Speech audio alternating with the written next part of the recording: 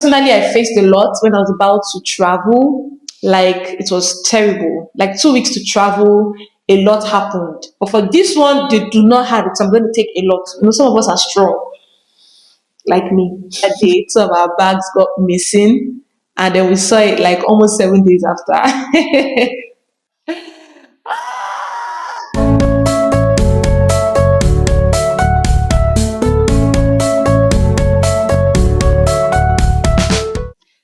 Hi guys, welcome back to my channel. If you're new here, welcome, welcome. Thank you to all my subscribers. I love you, I heart you a lot. And to those that have not subscribed, please do. Let's get this channel going. You're subscribing to my channel will mean a lot to me. Please let's subscribe.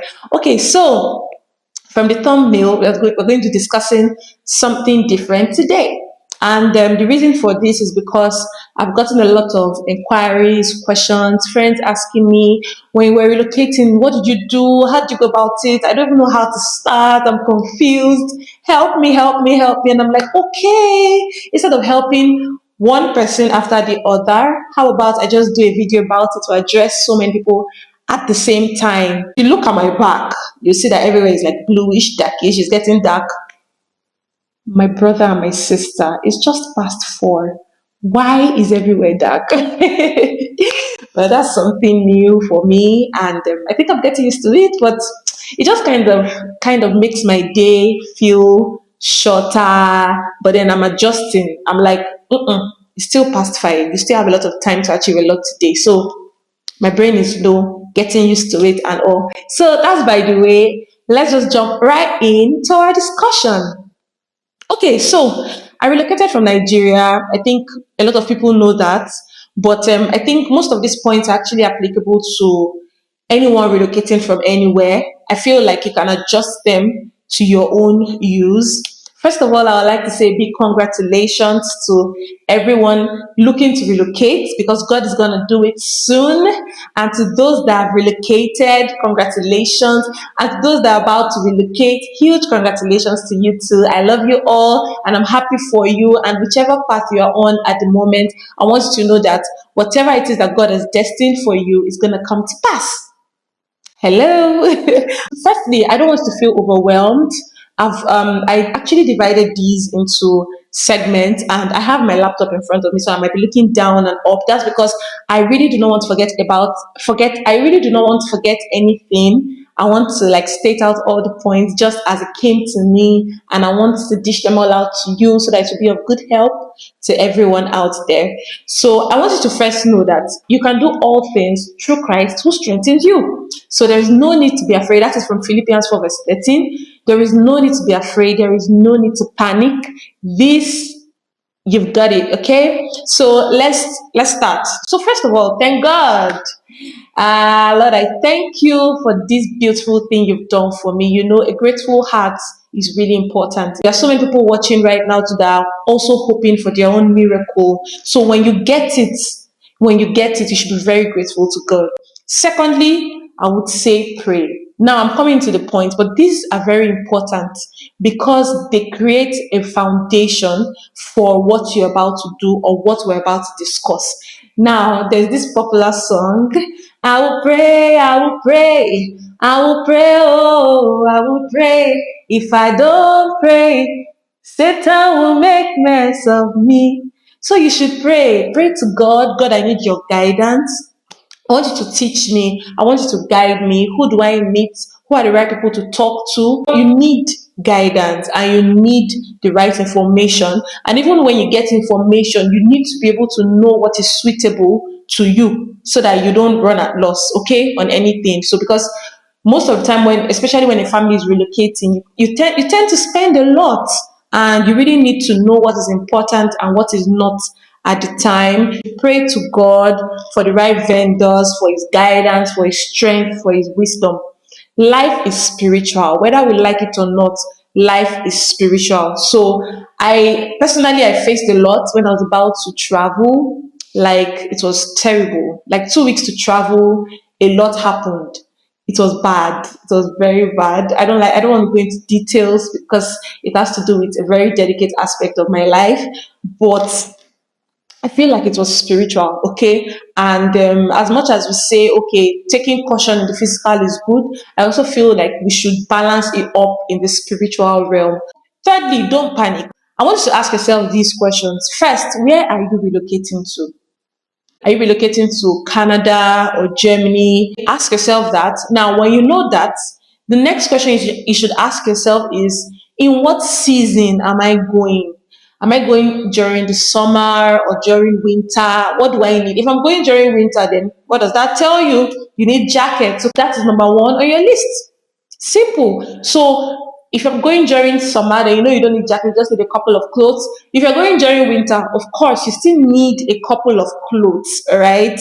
But you need more of jackets, more of cardigan like clothes, something like these and sweatshirts. Having said that, let's go into the third question you should ask yourself. Am I the only one traveling? Or am I going with my family? How many are we? Also, are there children? For example, for a family, if you're going with children that really need to sleep, probably in a bassinet, there's a provision for that. So I can talk more on that in another video. How we got a space that had a bassinet, and then when she was sleepy, we just put her into the bassinet to sleep. So she didn't have to like sleep on me or trouble me while I was also resting or while my husband was resting as well. So she was in her bassinet and then she just slept in it. So that is a really convenient thing. I think it's just for a little more money. So I think you should consider that if you have a baby, probably less than 1 year, 6 months, or less than 2 years. I don't know how big that bassinet is right now. I cannot remember. Do you need a travel stroller if it's a child? Honestly speaking, please, if you're traveling with a child, a travel stroller is very important, very, very useful because all of the running around, checking us, and all of that. I cannot imagine carrying a baby that was over 10 kg, my hand. And then my husband too was like, no, it was with the hand luggage. So it was a lot. So the travel stroller was just push. But when you get to the airport, of course, they will take it from you and then they will give you when you land.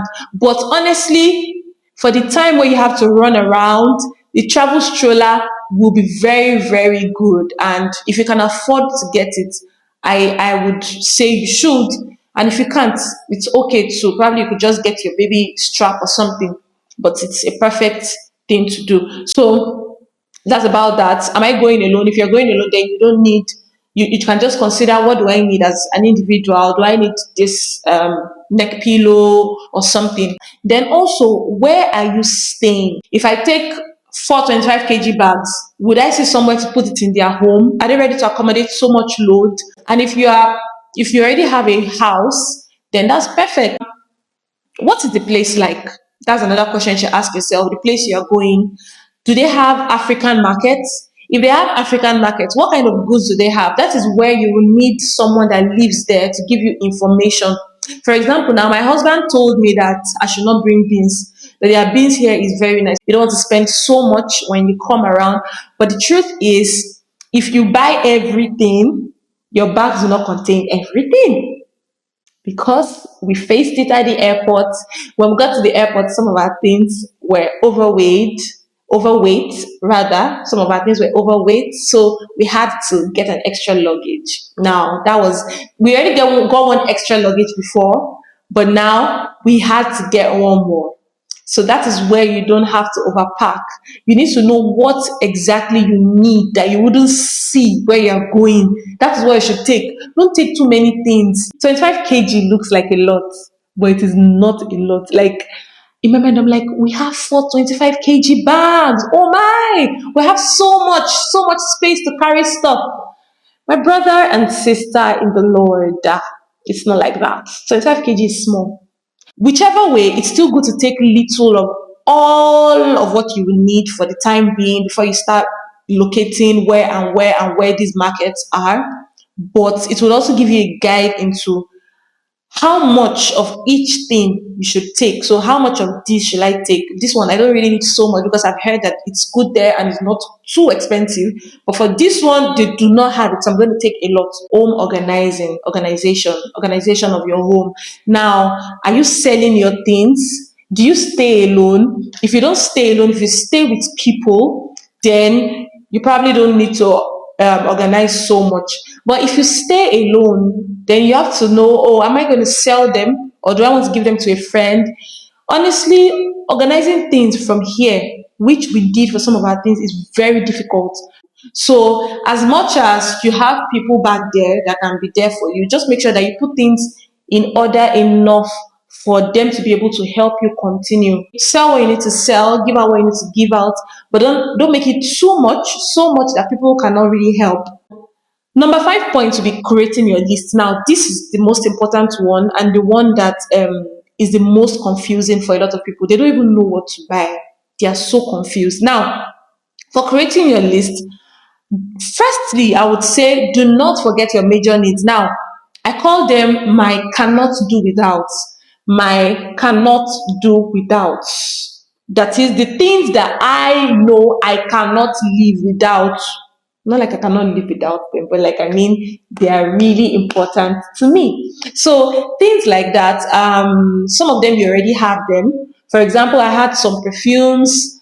I really love my perfume, so I just packed them. Things like your underwears, your cream, like soap, like your brush, your hairbrush, your comb. So you don't look tacky. Like because I just landed, because I'm looking like this. No, it shouldn't be. So things like that, please take them along. You will see nicer ones, right? But it might just take a few days or a few weeks. Another thing I did that really helped me with my list was my list was always on the go. Like I always had my phone. I use my notepad. So whenever I remember anything, I just type. In fact, I synced my notes with my laptop. I synced it on iCloud such that wherever I find myself, whatever I remember, I put it down. If I've gotten anything, I can tick it from either my laptop or my phone. So make sure you have something on the go. It could be a paper. Let it always be with you so that whenever you remember something, you just quickly put it down. Because sometimes you remember some things and then you get them and you're like, I remembered something. What did I remember? I don't know if it has happened to you before. It happens to me a lot. So please just have your list wherever you go. Seek vendors, look for vendors. Okay, so which vendor am I using for meat? Which vendor am I using for this? Which vendor is going to oven dry my meat? Which vendor is going to do this? If you can, put all your vendors down. More like it's like you're segmenting, like you're saying A vendor, so and so. B this vendor, C this vendor with spaces after each vendor. Then when you do that, you categorize vendor, the items you want to get from the vendor, and then you put a cost in front. Now, this cost is going to be based on your budget, but the truth is sometimes you cannot really work with budget at first. You have to first put down what you need or what you feel will be appropriate based on your budget. But at the end of the day, you might calculate and your cost might exceed your budget. So when you have them segmented, it will be easy to slash. So you're like, it's like this segment is taking a whole lot. Let me remove this particular thing in this segment and put this other thing. I don't know if you get my point. Also, another thing you should consider is what goods would be at the top of your list. That is the goods you have to attend to first before other goods. For example, if you're going to be oven drying your meat, oven drying takes about 3 to 4 working days. So you can, of course, you can walk into a mall and get a perfume. That is very fast. You don't need to plan to go into a mall to get the perfume, unless the perfume is a special kind, of course, or maybe they wouldn't have it in the mall. But for things like oven dry, you need 4 days. So if you're going to oven dry for 4 days, and you don't want a situation where you oven dry your meat and you've not traveled for the next 2 weeks after then you need to plan. So the things that require delicate planning like that, like oven drying your meat, getting your fish, you need to put them at top of your list so that you can plan them according to when you're traveling. For example, if you're traveling today, then you know that you're oven drying your meat 5 days to today, which means that you only have to store your meat for 1 day in the house before you pack it. Because keeping the meat in the house while you're packing might be rough. So please, that requires a lot of planning. So things that are very delicate like that, they should be at the top of your list so that you can plan them appropriately. Delegating. Now, please don't overwhelm yourself if you can't. You know, some of us are strong, like me. I did everything myself. I found people myself, went to the market myself, went to the mall myself. Well, with the aid of a car, because I had to put things in the car and all of that. At some point, okay, my husband assisted me because he came around some days before we traveled just to help us pack and all. But then I did majority of it myself. But please, I will not advise. If you know you don't have that capacity, like, you might break down. It was really tough on me, and yeah, I looked like it when I was coming. I looked like it. I felt drained. So please, if you cannot do all yourself, please delegate. It looks simple, but it is not. To my brother, my sister. I like saying this thing, my brother, my sister. Packing. For packing is very delicate. Please, when you're packing, you have to be very sensitive. Don't pack oil and cream with food. It might pour. Some of our food got crumbled, like the dry fish got crumbled because it was fish together, meat together. Even though they crumbled on top of each other, it was still useful, right? Because our bags got missing. That's a story for another day. Two of our bags got missing, and then we saw it like almost 7 days after.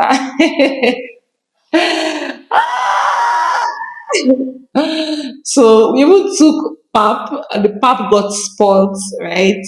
But then the other things were still okay. So imagine we had put that pap with really sensitive stuff or something, then it's gone. Those things are gone. So please put like things together and make sure you package things that you know that can things that you know can spill or can get destroyed or can destroy other stuff.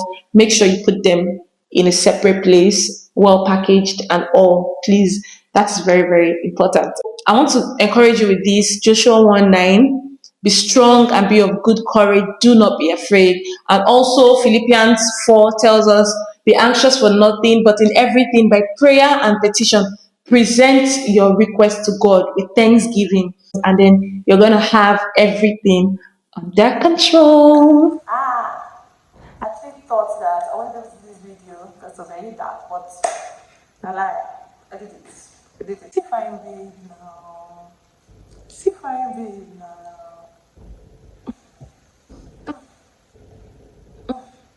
I serve a very big God.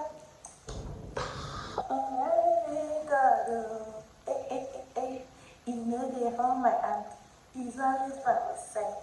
A very big God. Dun, dun, dun, dun, dun.